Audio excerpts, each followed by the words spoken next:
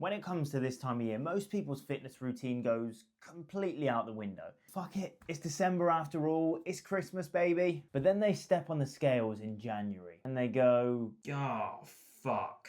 Maybe it's just water weight. It's not. And if you go through December with zero plan, you'll have to spend January and maybe even February undoing everything you did in December. Because you'll slip into overindulging every single day because it's Christmas. Having a few too many from the work celebrations box, drinking too much, having a few too many heavy nights out followed by the burger van at 3 a.m. It's a challenging period because our goal becomes maintenance. We don't need to focus on moving forwards over the festive period, but we do want to hold on to where we are. But this period does come with more temptation, so that does become more difficult. And let's not forget, winter sucks, especially in the UK. So having a few chockies here and there feels pretty good. Our goal here definitely isn't perfection. It's fucking Christmas. Our goal is to have baseline standards so that we keep feeling good throughout all of December, we maintain our shape, and we have a really good Christmas. So we can sip on a nice glass of Baileys, enjoy our Christmas, and have no concerns whatsoever. First of all,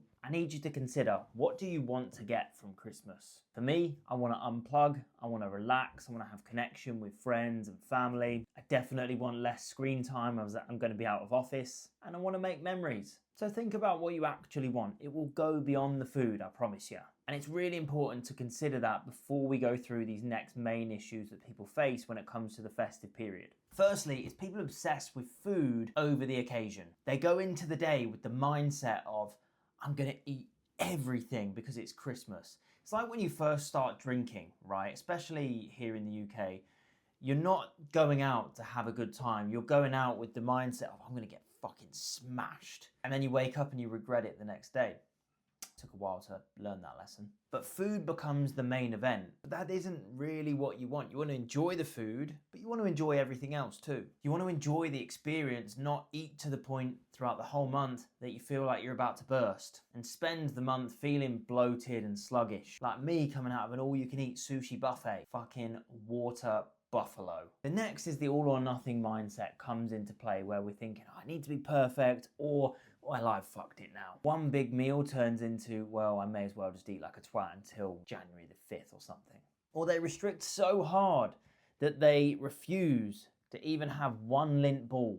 What a shit Christmas that would be. Drop in the comments your favourite lint ball, by the way. I'm saying caramel. Banger. And they abandon their typical standards. So people stop moving, they stop going out for walks, training gets binned off for a few weeks. They have their socials, but outside of their socials, they fuck off any idea of eating good quality food. Vegetable, what is that? Fruit, no. Give me the chocolates. So they end up eating way more, moving and exercising way less, and then wondering why they gained 7 kilos when it comes to January. Don't know. And the next is people don't know their limit. So they go into buffets, lunches, all of these different things, and they don't know when to stop. So they just keep going and going and going, and then all of a sudden they're 4,000 calories deep in pigs in blankets. Which on Christmas Day, you do you, bro. In my house, no pig in blanket will be safe. But it's when we're looking at like work events and with friends and people saying, oh, have one more. And you don't even really want one, you're full as fuck. But because somebody else says it, you're like, do you know what? It's Christmas. I'm going to force it in no matter what. And then you're glued to the toilet the rest of the day. Not ideal. Now, the whole point of this training is to have a fantastic Christmas where you make a lot of memories, you have a lot of fun, you've got no restriction, but you're able to start the new year having maintained your shape, having maintained your health, having maintained your energy. So let's get a few things clear first. There is no food that should be off limits. Cheesecake, the best. Roasties, pigs in blankets, stuffing, lint balls, mince pies, Baileys. Oh my God, Baileys.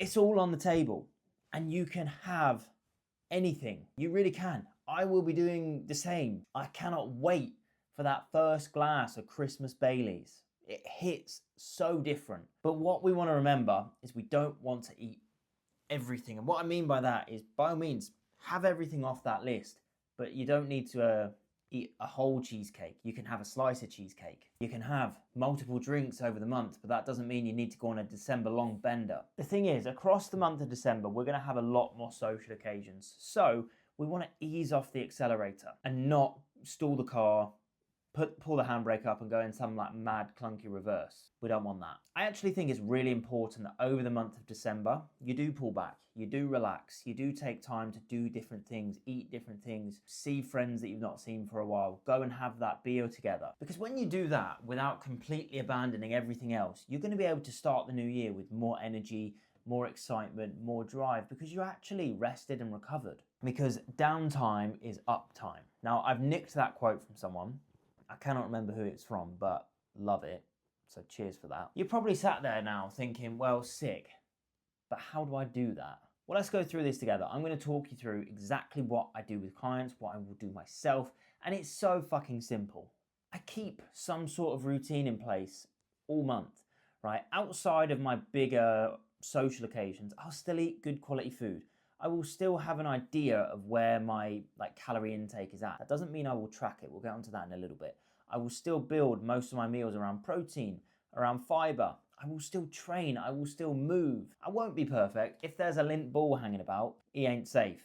But most of the time, the routine will be pretty solid. Because then, when I have my bigger occasions, right? When I go out and have dinner with friends, when I have my mum's birthday, Christmas Eve, Christmas Day, Boxing Day, New Year's Eve, whatever it may be, I know that I can sort of just chill and do what I want and still achieve maintenance, because the rest of my month hasn't been a complete write-off. Otherwise, you just end up massively overeating all month when you didn't really need to. So, to recap on that, I will maintain my standards outside of my social occasions.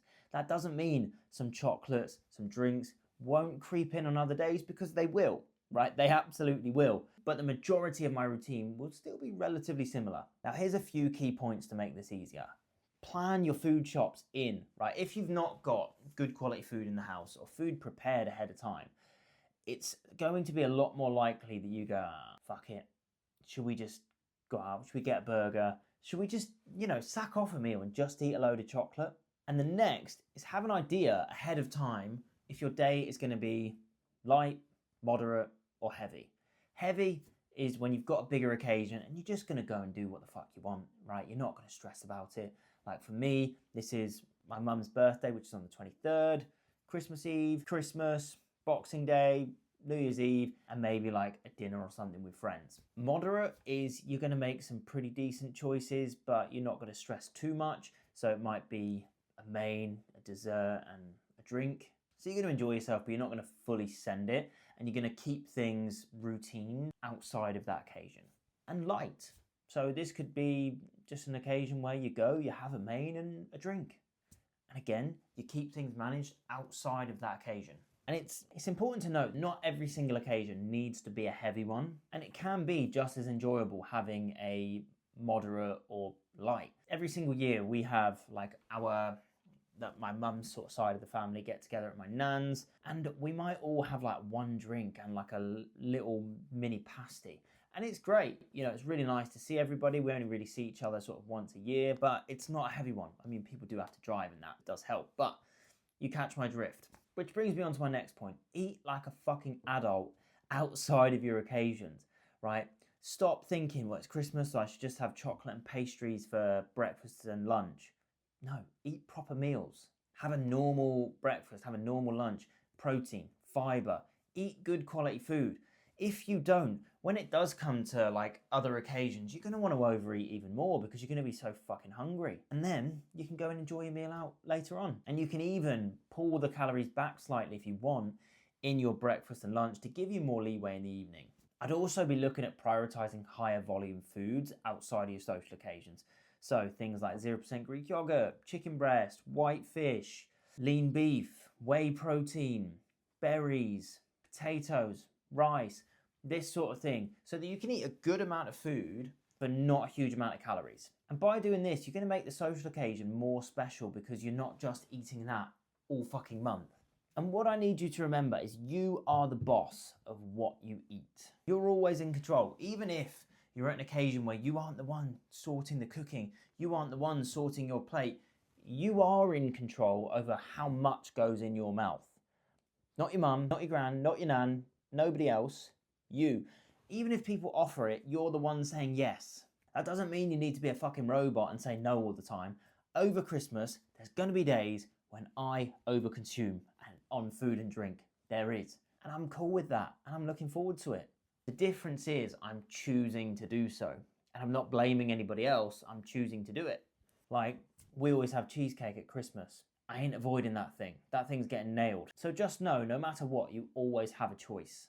I'm going to introduce you to my super scientific protocol to maintain your physique over Christmas. Don't be a bellend. It's really simple. Enjoy the drink, enjoy the food, enjoy the people, but don't take the fucking piss. It will bite you in the arse. Now, here's a few tactical things to help with this. Slow down whilst you eat. Stop trying to inhale your food. Put your knife and fork down between mouthfuls. Slow down. Chew your food thoroughly. Talk to people. It will feel fucking weird and all you'll want to do is shove that next mouthful of food in, but take your time. Most of the time, aim to stop eating when you're about 80% full. Okay, because it takes time for your body to actually realize, okay, well, I'm actually full. So give it that time. Eat to about 80% fullness and then stop. And when it makes sense, make a few smarter swaps.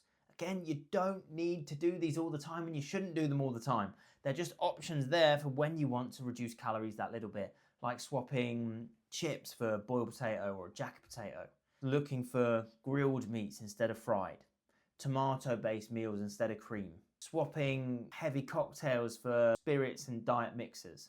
Now, I'm a big believer in one of the best things that you can do over this period is win the morning. Now, I'm not talking about you've got to get up at 5 a.m, you've got to go outside, freezing cold, naked, get in an ice bath, ground yourself. No, I'm talking about waking up, getting hydrated, getting some food in, going for a walk, getting a training session in nice and early. Because it just makes the rest of the day so much easier. You feel great because you've got up and you've done something straight away. And you've then not given yourself the time to talk yourself out of it later. We've all been there when we've, should have trained in the morning and then we've left it and gone, I'll train later. And then later never comes because you've had all day to nail some Christmas chocolates. Maybe you had a drink at lunch, now you're feeling pretty tired. If you get it done early, it's done, it's banked. The box is ticked. Plus, you get a fucking sick pump from all the Christmas calories as well. What's more important than that? And no, you don't need crazy training sessions. I'll keep my routine pretty much the same, personally, because I like training. But even doing like 1 to 3 hard sets taken to failure is enough to maintain and even build some muscle. So even if you're just hitting some shorter sessions, you're good. Plus, you've got more food in you. Training performance is going to be class. Make the most of it. Go spam arms and delts. On the movement side of things, here's a few little hacks. Take your tea or coffee in a flask with you. I've got like one of those ninja things. It's fucking awesome. Highly recommend, right? Play football with the kids outside. Take your friends and go rock climbing or whatever. It's massive for keeping the calorie burn high. It's great for digestion. We're going to be eating a bit more food, let's be honest. And winter, it's a challenging time with it being dark and short days. So get outside, it's great for your headspace. And we're going to maintain a high calorie burn because over this period, we're going to be eating more. So we also don't want to be moving a lot less. Now on Christmas Day, do not think about calories. Don't. I definitely won't be. Like I've said, no pig in blanket, no bit of cheesecake, no glass of Baileys will be safe from me. They won't know what's fucking hit them, I'll tell you that. But most people stress about what they're doing on one particular day, thinking this one day is going to fuck everything, but then they don't worry about the other 364. Just enjoy the fucking day. Have the food, have the dessert, have the drink, be present, and then don't pull back right after. Just get back into normal routine. If you apply this stuff, here's what's going to happen. You're going to have a great Christmas. You're going to really enjoy. You're going to be able to relax. You're not going to feel like a bloated pig the whole month. Your clothes are still going to fit nicely. Your progress hasn't disappeared. And when January comes around and you're ready to kickstart things properly again, you're ready to pick up where you left off. Rather than, spend January and February losing the 5 to 7 kilos that you gained over December. And the great thing is, you don't need to be perfect to achieve all of that. You just need to have some sense outside of your socials. If you do that, you'll be sweet. You'll have no issues. Any concerns about this, drop me a message or comment on this post and I'll get back to you. But I hope you've enjoyed. I hope you've taken a lot of value. Go have a fucking awesome Christmas and I will see you in the next one.